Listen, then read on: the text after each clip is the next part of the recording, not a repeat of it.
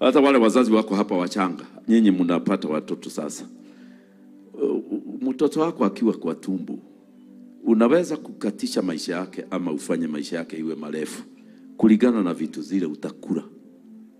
Sasa huwezi kuwa na mimba na unakula hapa biscuit na Fanta. Paka unaona mtoto kumweka shingo hivi haikai, inakaa hivi. Ni Fanta na biscuit. Nilikuwa ninaona zamani wanawake wa neighbors wakishika mimba wanapigwa na wanawake wale wengine. Hata niliuliza my mom, hiyo ni 1970s 80s, hiyo mambo ilimalizwa kabisa. Walikuwa na shuna wanawake. Hata nilikuwa nasikia mama yangu akisema tumepiga mama fulani sana. Ninamuuliza kwa nini mmempiga?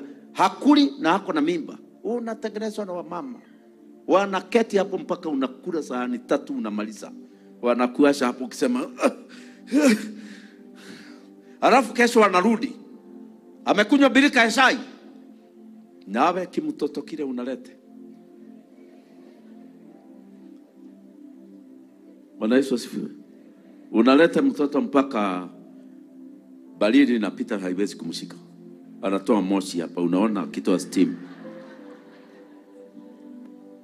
Sasa wanawake watano nani utawapiga? Unaleta kama mtoto mpaka unaona kabisa huyu mtoto nimemkosea. Mtoto wa turungi. Hata mtoto wa maji ya dimu na uongeza kasukari kadogo. Kama mtoto kadimu, unaona hata hakaoni. Unakauliza baby, unaniona? Kama mtoto ya turungi na dimu.